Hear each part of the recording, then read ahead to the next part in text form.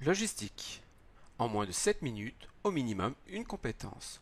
Aujourd'hui, la gestion des stocks, coût d'acquisition, coût de possession, répartition des charges, avec un cas pratique et son corrigé. Il vous faut toujours une calculatrice, un surligneur, des feuilles de brouillon, un regard attentif sur les différents documents proposés et redoubler de vigilance lorsque cette animation apparaîtra. Rappel, le gestionnaire des stocks a pour mission principale d'optimiser les coûts de stockage. Que ce soit le coût d'acquisition, c'est l'ensemble des coûts supportés par une entreprise lorsque celle-ci passe une commande, charges de personnel, frais d'envoi, études, etc. Et les coûts de possession, ce sont les frais liés au stockage, amortissement, entretien, chauffage, assurance, etc. Fin du rappel. Respiration, concentration, le cas pratique débute. Vous travaillez pour l'entreprise Bolifagui Outillage. Votre tuteur vous demande de compléter deux tableaux, l'un portant sur la répartition des charges, l'autre sur le calcul des indicateurs de gestion. Différents documents vous sont proposés, celui des charges liées au personnel et sa répartition, différentes informations complémentaires, le tableau de répartition des charges à compléter et le tableau de calcul des indicateurs à compléter. Vous êtes prêts? On débute. Tout d'abord, le tableau de répartition des charges. Je le fais apparaître. Je fais apparaître les renseignements correspondants.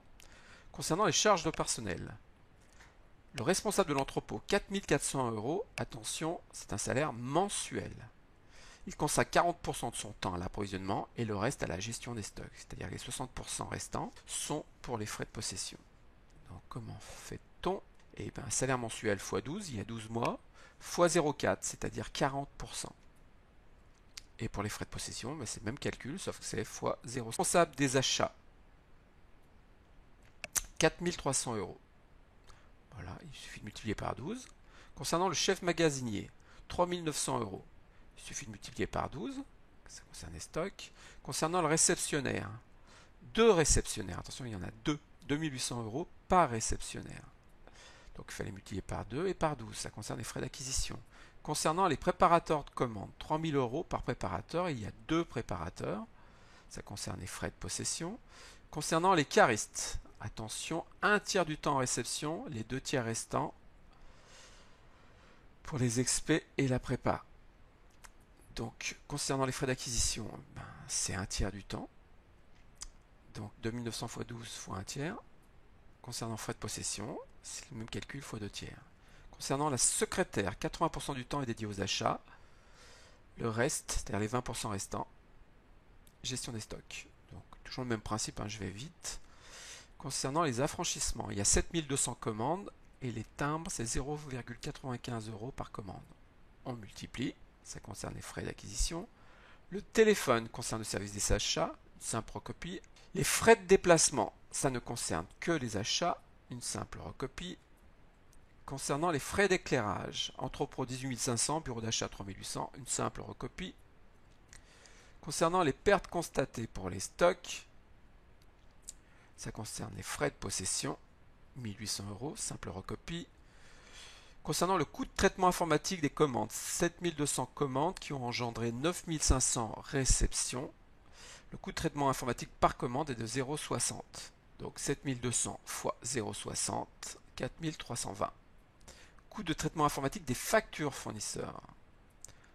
Donc on a reçu 9500 réceptions. On considère qu'une réception correspond à une facture. On multiplie par 0,55. Concernant le coût de traitement informatique des stocks, simple recopie. Concernant les frais divers de gestion des stocks, 10% la réception, 90% la possession. Donc 0,1 10%, 0,9 90%. L'amortissement du bâtiment, 5% sont affectés aux achats, 5% c'est 0,05. Les 95% restants sont pour la possession. L'amortissement des matériels de stockage et de manutention. Mise en stock et préparation de commande 8000, réception 3000. Donc réception 3000 et 8000 € pour la possession. L'amortissement de matériel informatique et bureau des achats, 15% pour l'approvisionnement, 85% pour le stockage.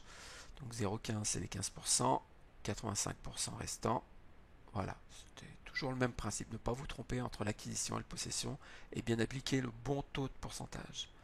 Total des charges, une addition. On obtenait 213,290 pour l'acquisition, 255, 275 pour la possession. Le total, vous additionnez 213, 290 et 255, 275, on obtenait 468, 565 000 euros. Deuxième tableau, calcul des indicateurs de gestion des stocks.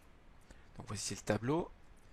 Je fais apparaître le tableau précédent, parce qu'il va nous être utile pour déterminer certains éléments. Concernant le coût total, coût de passation d'une commande, et ben, c'était 213 290, coût de possession de stock, 255 275. Le nombre de commandes il est indiqué ici, c'était 7200 commandes, et le stock est indiqué ici, 1 800 000 euros.